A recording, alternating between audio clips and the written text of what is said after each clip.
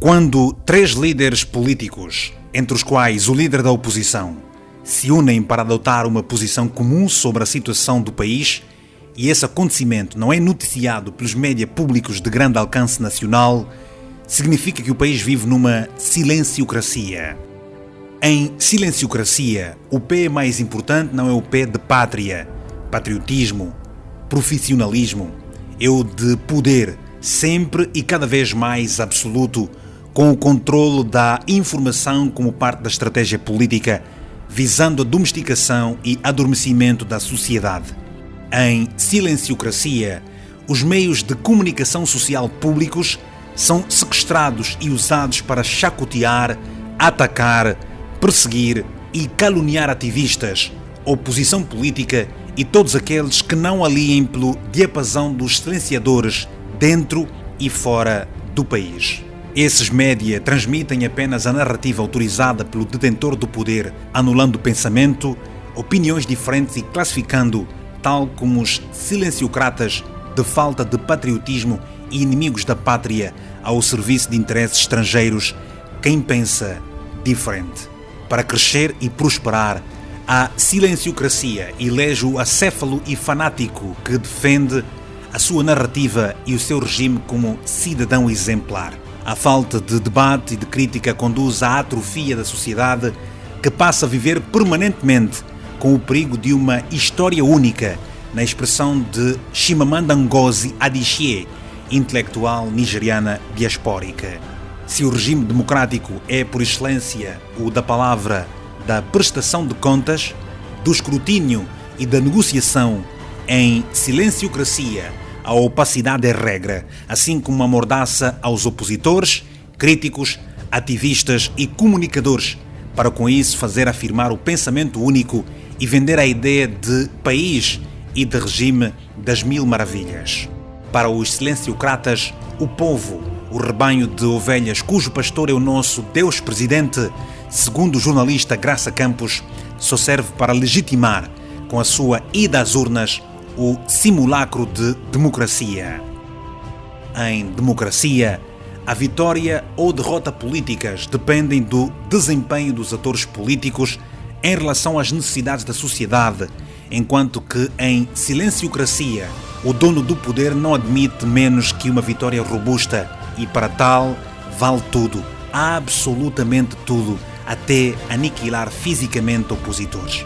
Enquanto em democracia os órgãos de gestão e administração eleitorais são constituídos por gente independente e idónea da sociedade civil, sem ligação aos contendores políticos, em silenciocracia a escolha recai invariavelmente sobre quem tem provas dadas da sua inquestionável ligação ao partido silenciocrata. Em democracia, os juízes são independentes, a polícia e o exército são apartidários, mas em silenciocracia só são nomeados os juízes afetos ao partido do poder e a polícia e o exército servem para ajudar a perpetuar o regime. Em democracia, um massacre de 6 ou 26 cidadãos, não importa o número, suscita a imediata e inequívoca condenação de toda a classe política, a começar pela liderança, que tenta confortar as famílias das vítimas, enviando condolências e exigindo uma investigação séria. Os massacradores ou suspeitos de cometerem ignóbil ato são suspensos até a conclusão das investigações e punição exemplar dos prevaricadores. Já em silenciocracia, os criminosos são protegidos, agraciados pela sua destreza na defesa do regime. Os dados são deturpados e os mortos são responsabilizados pelo seu próprio assassinato. O silenciocrata, verdadeiro detentor do poder absoluto, recusa-se a falar ao povo sobre as referidas barbaridades sangrentas porque não tem justificações a dar a ninguém, enquanto a sua corte cria uma manobra de diversão com faits-divers sobre, por exemplo, a vida privada e ou passada de adversários políticos. Para essa empreitada, é indispensável o envolvimento dos média públicos com a missão de compor uma novela repugnante com vários capítulos e com o único objetivo de retirar da agenda mediática esse sangrento acontecimento. Se em democracia os jornalistas, o quarto poder, apresentam-se como um superpoder, o escrutinador da vida pública. Em silenciocracia, os dirigentes dos órgãos com capitais do Estado, quando abrem a boca, não é para defender a profissão e o seu exercício em liberdade e com dignidade, mas sim para reivindicar a partilha dos louros da vitória do partido silenciocrático. Em silenciocracia, o dono do poder remete-se ao silêncio quando o seu nome é pública e internacionalmente envolvido em escândalos de corrupção alegadamente investigados pela Gendarmeria Mundial. O excesso de poderes dos executivos silenciocratas em detrimento de outros órgãos de soberania, como os tribunais e o Parlamento, condiciona e inibe o exercício de funções dos outros poderes. Em democracia, a corrupção é combatida com transparência pelo Poder Judicial independente, ao contrário da silenciocracia, onde os contrapoderes estão no cafrique. O controle democrático é uma miragem e o combate aos corruptos é dirigido pelo poder político e usado para ajuste de contas. Os gastos do Estado em democracia são públicos e podem ser consultados e questionados por qualquer cidadão. Do orçamento dos órgãos de soberania ao do mais baixo nível da administração pública, tudo é feito de forma a que a publicitação das despesas e receitas seja uma realidade ao alcance daqueles aos quais se destinam as políticas públicas, para o caso, os cidadãos.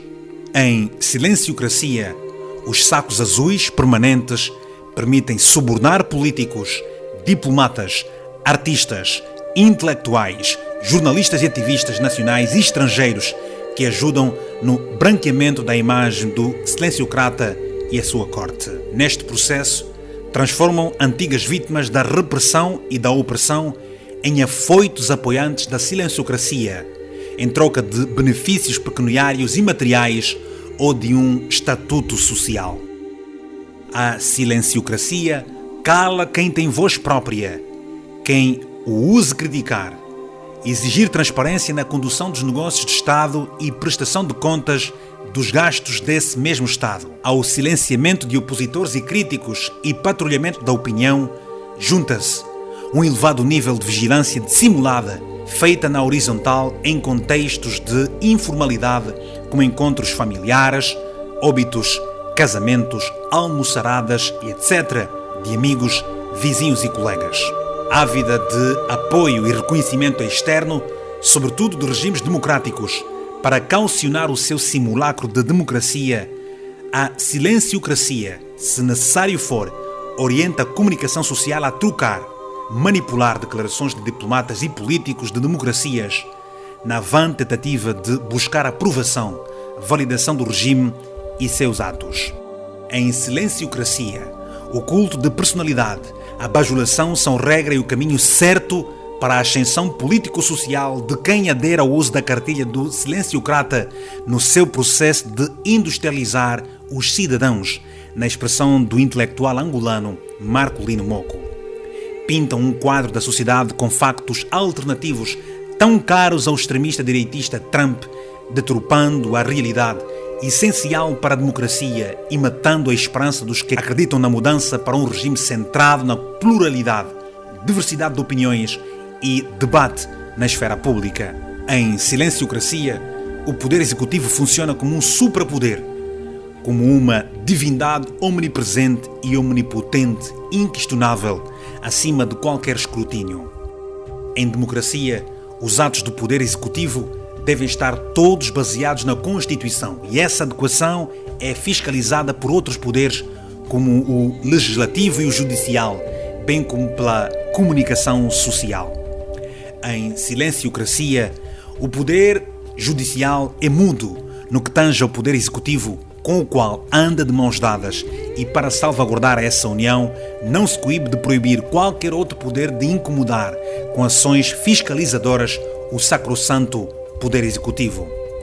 Em democracia, os resultados eleitorais traduzem a vontade do eleitorado com acesso permanente à informação clara sobre as ideias e propostas dos atores políticos em igualdade de circunstância. Em silenciocracia, com a narrativa única e ideias e propostas longe da realidade, enganosas, matizadas apenas com as cores do partido silenciocrata, o eleitorado mal conhece outras propostas que são silenciadas pelos média sequestrados. A sede de poder anestesia os silenciocratas, impedindo-os de perceber que estão a repetir processos já experimentados há séculos. O fim da silenciocracia assemelha-se ao trágico Titanic. Quando o seu afundamento está iminente, o silenciocrata continua a agir como se nada se passasse, na esperança de conseguir com o seu engenho ultrapassar o pequeno percurso de turbulência e retomar o curso normal.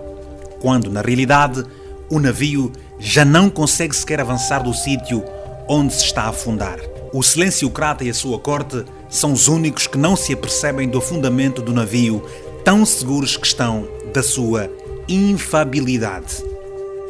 Com a sua cegueira, os silenciocratas não conseguem enxergar a existência e a vitalidade de uma juventude diversa, mas unida na determinação em construir um país plural e democrático.